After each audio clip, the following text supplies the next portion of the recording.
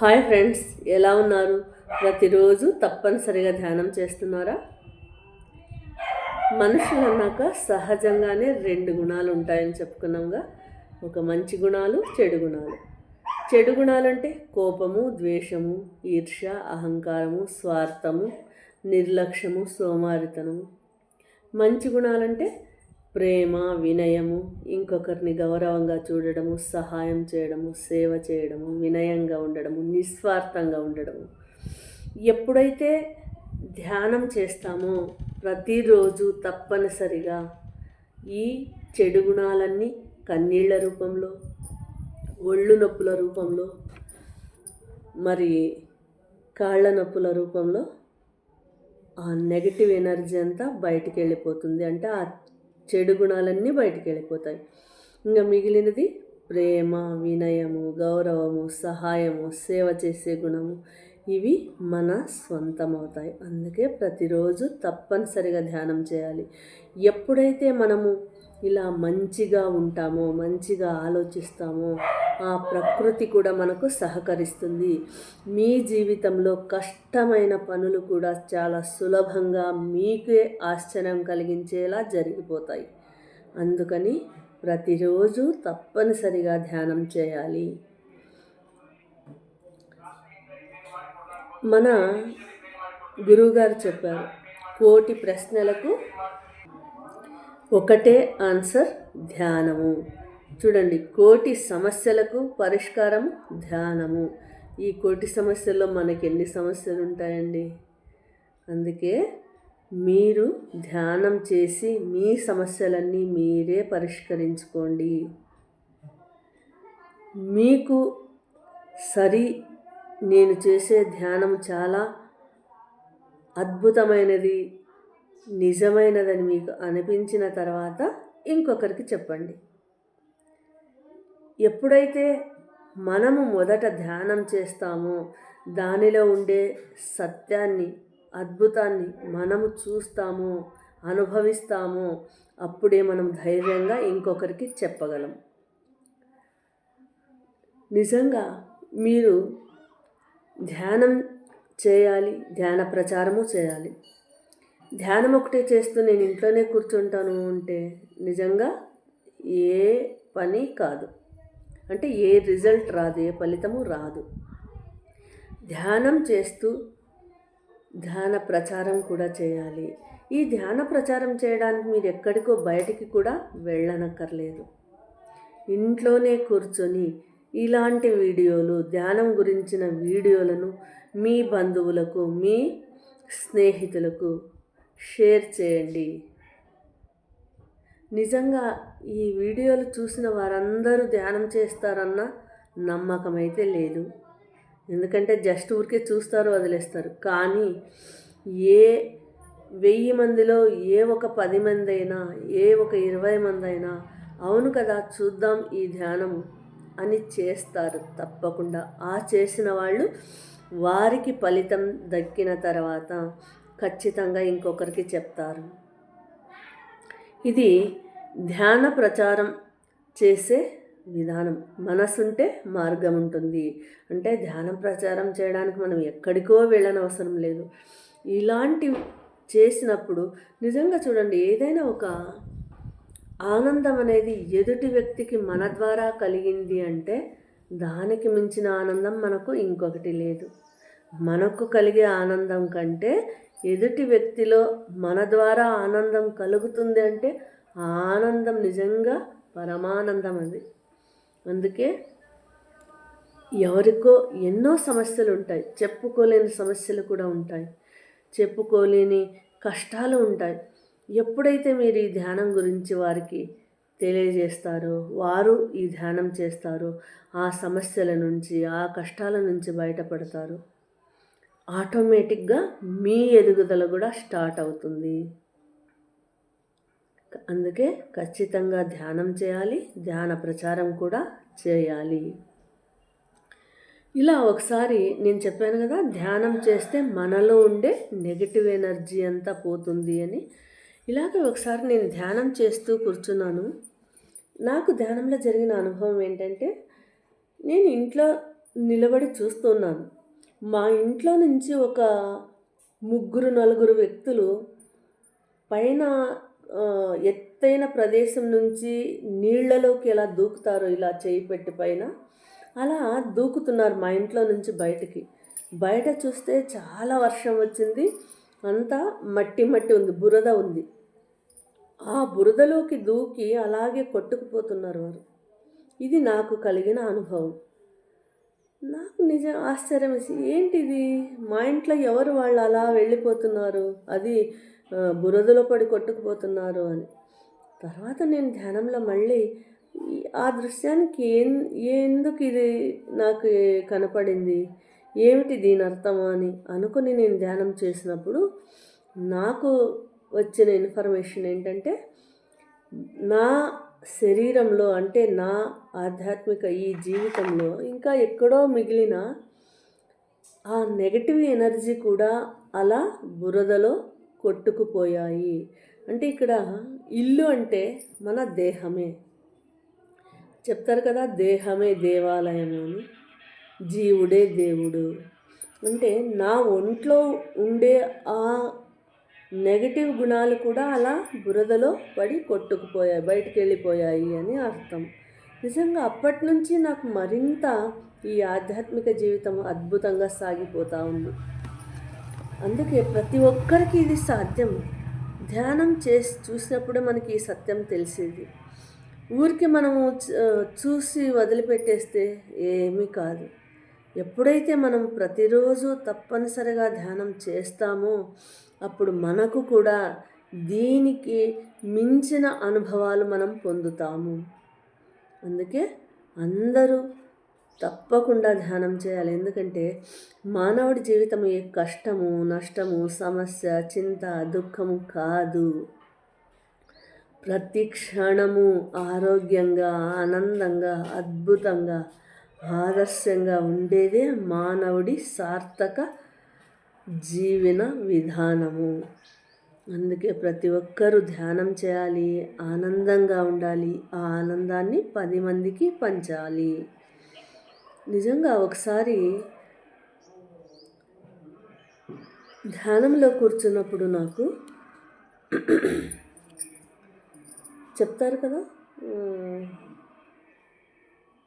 ధ్యానంలో జరిగిన విషయాలు నాకు మళ్ళీ ఫిజికల్గా కూడా జరుగుతున్నాయి అని కొంతమంది చెప్తారు కదా, అలాగే నా విషయంలో కూడా జరిగింది. ధ్యానంలో కాశీకి వెళ్ళడానికి ప్రేమనాథ్ సార్ అని ఉన్నారు. ఆ సార్ నాకు ఒక పిరమిడ్కి వెళ్ళినప్పుడు 2 టికెట్లు ఇచ్చాడు ఆయన. అంటే కాశీకి వెళ్ళి రండి అని. నిజంగా అది 2 సంవత్సరాల తర్వాత నిజమైంది. మేము అనుకోకుండా కాశీకి ప్రయాణం చేసామన్నమాట. అది కూడా ఎలా అంటే, నేను మా అన్నయ్య వాళ్ళని అడిగాను. వాళ్ళు ఎందుకంటే 2 సంవత్సరాల కిందట అనుకుంటా వెళ్ళి వచ్చారు వాళ్ళు కాశీకి. సో చాలా దూరం కదా, అక్కడ మనకి భాష రాదు, ఏం రాదు, చూసిన వాళ్ళు ఉంటే మంచిది అని చెప్పేసి, ఇంకా అప్పుడు మాకు కొంచెం ఫైనాన్షియల్గా కూడా ప్రాబ్లం ఉండడంతో అన్నకు అడిగాను నేను, అన్నయ్య మమ్మల్ని పిలుచుకెళ్ళు నువ్వు కాశీకి అంటే, సర్లే వెళదాము, మేమిద్దరము మీరిద్దరమే అన్న. సరే మన 4 వెళ్దాము అన్నాడు. కానీ రైలు టికెట్ బుక్ చేసిన తర్వాత ఆయన ఒక్కొక్కరిని చేర్చుకుంటూ 60 మందిని జత చేసుకున్నారు. మా ఆయనకి ఇష్టం లేదు అంతమంది నడమ కాశీకి వెళ్ళడం. నేను రాను అన్నాడు. నీకు ఇష్టమైతే నువ్వు వెళ్ళు మీ అన్న వాళ్ళతో, నేను వద్దనను, నేను రాను, నన్ను పిలవకు అన్నారు. నిజంగా ఈ ధ్యానం అంటే ఎందుకు ఇంత ఇష్టం అంటే, ప్రతి ఒక్క క్షణంలోనూ నాకు ధ్యానము నా పరంగా నిలిచింది. నేను అనుకున్నదంతా జరిగింది. నేను అనుకున్న దానికంటే ఎక్కువ నాకు ఫలితం చూపింది ఈ ధ్యానం. ఆ రోజు ధ్యానంలో కూర్చున్నప్పుడు అనుకున్నా, కాశీ విశ్వనాథ, నువ్వంటే నాకు చాలా ఇష్టం. మన హిందువులకు అందరికీ ఉంటుంది కదా, కాశీకి వెళ్ళి దర్శనం చేసుకురావాలి ఒక్కసారైనా అని. అలాగా విశ్వేశ్వర, విశాలాక్షి మీరు ఆది దంపతులు మీ దర్శనానికి మేము దంపతులుగా రావాలని నా చిన్న కోరిక. ఓకే, నాకైతే కోరిక ఉంది, కానీ అది నెరవేరుతుందో లేదో అనేది నా చేతిలో లేదు. దయచేసి మీ దర్శన భాగ్యం మాకు కలిగించయ్యా. మీ దంపతుల దర్శనానికి మేము దంపతులం రావాలని నాకు ఒక చిన్న కోరిక ఉంది. నీ ఇష్టము, నువ్వు పర్మిషన్ ఇస్తే మీ దర్శనానికి మేము వస్తాము అని అనుకొని ధ్యానం చేశానండి. నిజంగా మిరాకిల్ అంటే కాశీకి ఏం జరిగిందంటే ఆయన అంతమంది వెంట నేను రాను అని కరాఖండిగా చెప్పేశారు. నాకైతే వెళ్ళేది ఇష్టము, కానీ ఎలా ఒప్పించాలి? నాకు గొడవ పడే మనస్తత్వం కాదు నాది. ప్రేమతో ఇస్తే ఇప్పించుకునేదాన్ని తప్పితే గొడవ పడి లాక్కొని వేధించి తీసుకునే రకం కాదు. సో ఆ కాశీకి వెళ్ళేటప్పుడు ఏమైందంటే మా ఆయన ఒక మాట అన్నాడు, నేను మీ అన్నయ్య డబ్బులతో నేను రాను, ఏదో మీ వాళ్ళిద్దరు మనమిద్దరం అంటే పోతే బాగుంటుంది, ఇంకా అందరి నడమ నాకు అది ఇష్టం లేదు, నేను రాను. అయినా సమస్యలన్నీ పెట్టుకొని మనం ఇంత అప్పు ఉంది, ఇంకా మనకు మన జీవితమే ఇంకా సక్రమంగా లేదు, ఈ అన్ని బాధరబందీలు అన్నీ అయిన తర్వాత నిరాళంగా ప్రశాంతంగా కాశీ వెళ్ళాలి, దర్శనం చేసుకోవాలి మోక్షం కోసం. ఇన్ని సమస్యలు పెట్టుకొని నేను రాను అన్నాడు. నువ్వు కావలిస్తే వెళ్ళు అన్నాడు. నేను ఎప్పుడైతే విశ్వేశ్వరుని అలా అనుకున్నానో, అలా అనుకున్న ఒక నెలకి అనుకుంటా, అప్పుడే ఒక 15 రోజులైంది రైలు టికెట్ బుక్ చేయించి, దగ్గర నెల కావస్తుంది. ఈయనేమో రాను రాను అంటున్నాడు, నా సమస్యలు ఉన్నాయి నేను రాను అంటున్నాడు. ఏం చెప్పాలి నాకు అర్థం కావట్లేదు. సరే ధ్యానం చేస్తున్నాను ప్రతిరోజు. ఒకసారి పిరమిడ్లోకి వెళ్ళామండి, నేను మా ఆయన ధ్యానం చేస్తూ కూర్చున్నాము. ఆ ధ్యానంలో మా ఆయనకు ఎవరో వచ్చి ఇలా భుజం తట్టి షేక్ హ్యాండ్ ఇచ్చారు, మన సదానంద గురువులు. తర్వాత మళ్ళీ నా కళ్ళు మూసుకొని కూర్చుంటే మళ్ళీ వచ్చి ఇలా చేతిలో అరటి ఆకు పెట్టి దాంట్లో ఒక భక్షాలు అంటారు కదా, ఆ భక్షాలు వేసి దాని నిండా నెయ్యి పోసి నువ్వు తిను అని చెప్పి వెళ్ళాడంట. నేను తర్వాత తింటాను ధ్యానం చేసి అన్నారంట మా ఆయన. అంటే ఆయన చేతిలోకి అరిటాకు భక్షం మీద నెయ్యి వేసి వెళ్ళారు ఆయన. ఇది ధ్యానం అయిన తర్వాత వచ్చేటప్పుడు చెప్పాడు, నాకు ఈరోజు ఇలా జరిగింది అని.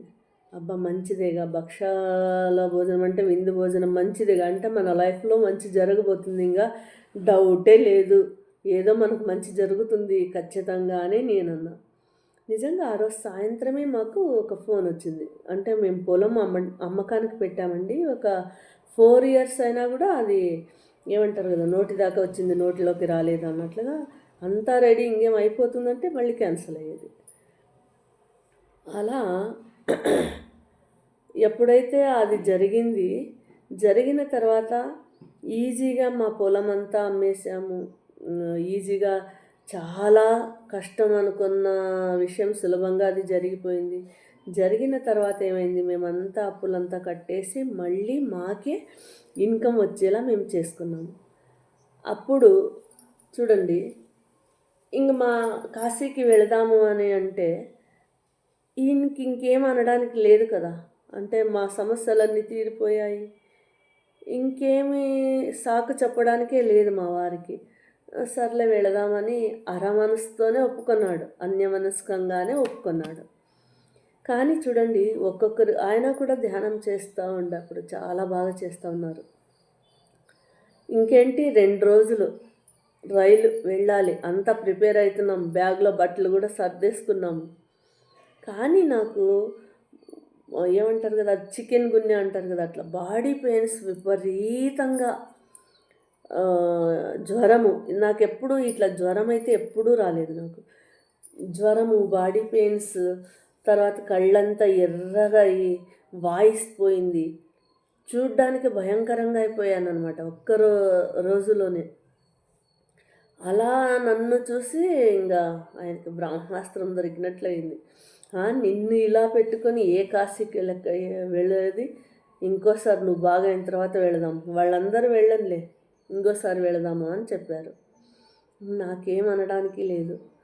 నిజంగా ఆ సమయంలో ఆ కాశీకి వెళ్ళేందుకు ఎప్పుడైతే మేము రెడీ అయ్యామో, మా అన్నయ్య వాళ్ళందరూ అట్లా వేరే 40-50 మంది వరకు రెడీ చేశారు కదా.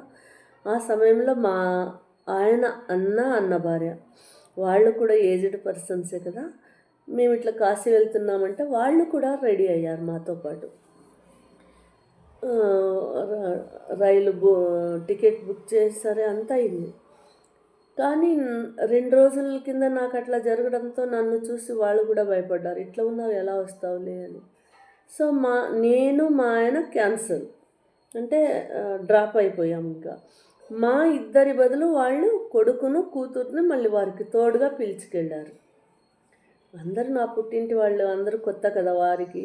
సో అందుకని వాళ్ళు ఏజ్డ్ పర్సన్స్ కొడుకును కూతురును మా బదులుగా వాళ్ళని పిలుచుకెళ్ళారు. సో అప్పుడు మా అన్న అంటున్నాడు ఫోన్ చేసి, ఏంటి రాదా నువ్వు అదృష్టం ఏమి ఇలా ఉంది నీది, కాశీకి రాలేకపోయావే, విశ్వనాథుడు నిన్ను దొబ్బేశాడు, నీ బదులు నీ కొడుకు కూతురు వారు పుణ్యం చేశారు చూడు, వాళ్ళది అదృష్టం ఉంది చూడు అని అంటున్నాడు నాకు ఫోన్ చేసి. నిజంగా ఈ ధ్యానం అనేది లేకుంటే ఈ మాటకు ఒక నెల రోజులు ఏడ్చేదాన్ని, అందరికీ చెప్పేదాన్ని, మా పిన్నికి, అక్కకి, మామయ్యకి, అందరికీ. అన్న ఇట్లా అన్నాడు, అన్న ఇట్లా అన్నాడు, నన్ను ఇంతటి మాట అన్నాడు, విశ్వనాథుడు దొబ్బేశాడు, నువ్వు దురదృష్టం చేసావంటే బాధ ఏదా ఎవరికైనా.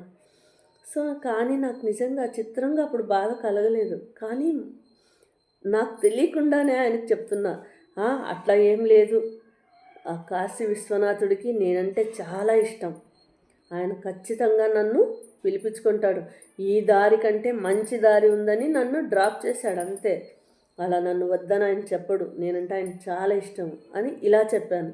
అప్పుడు మా అన్నయ్య అన్నాడు, అవునులే నీకు ఫ్లైట్లో పిలిపించుకుంటాడు, మేమంతా ట్రైన్లో వెళ్తున్నాము, నువ్వు ఫ్లైట్లో వస్తావు అని. ఏమో నాకేం తెలుసు, ఆయన ఉద్దేశం అలా ఉందేమో, కానీ ఆయనకు మాత్రం నేను ఇష్టము, నేనంటే ఆయనకి ఇష్టమనే ఆ సంగతి మాత్రం నాకు తెలుసు అని చెప్పాను. అలా అన్నవారు అన్న మనిషి 2 రోజులకే మళ్ళీ, నువ్వు చాలా అదృష్టం చేసినావు, నువ్వు పుణ్యం చేసినావు, నువ్వు రాకపోయిందే బాగైంది అని అంటున్నారు. ఎందుకంటే అక్కడ చాలా విపరీతమైన ఎండలంట, శరీరం అంతా గుల్లలు వచ్చేస్తున్నాయి, ఎక్సెస్ ఆఫ్ హీట్ చాలా ఎక్కువైపోయింది, మనం తట్టుకోలేకపోతున్నాము, ఈ సమయంలో మనం రాకూడదు, మీరు రాకుండానే మంచిదైంది అని అంటున్నారు. అంటే 2 రోజుల కిందట దురదృష్టం అన్న మనిషే 2 రోజుల తర్వాత అదృష్టం నీది అన్నాడు. అంటే ఎప్పుడు ఏం జరుగుతుంది అనేది చెప్పలేం కదా. దీనికి ముందుగా ఇంకొక చిన్న విషయం చెప్తాను. నాకు బుద్ధి తెలిసినప్పటి నుంచి మనము చిన్నపిల్లలప్పుడు విమానాలు వెళుతూ ఉంటే చూస్తూ ఉంటాం, పైన చూస్తూ ఉంటాం, అమ్మ అంత పెద్ద విమానంలో నేను ఎప్పుడు ఎక్కాలి అని అనుకునేదాన్ని నేను. పెళ్ళైన తర్వాత మా ఆయనకు అడిగింది ఇది ఒక్క కోరిక, నాకు చనిపోయే లోపల ఒకసారైనా విమానం ఎక్కించండి అని. ఎప్పుడైతే ఆ రైలు క్యాన్సల్ అయింది, ఇంకో నెల రోజులకి మళ్ళీ మా అమ్మాయి వచ్చేటప్పుడు ట్రైన్ బుక్ చేసింది, సీట్లు దొరికాయి, కానీ పోయేందుకు సీట్లు దొరకలేదు. సో తను ఫ్లైట్ బుక్ చేయించింది. అలా కాశీకి మేము ఫ్లైట్లో వెళ్ళాల్సి వచ్చింది. ఇంకా అక్కడి దర్శనం అదైతే చాలా అద్భుతము. దాని గురించి మళ్ళీ ఇంకో వీడియోలో చెప్దాము. Thank you.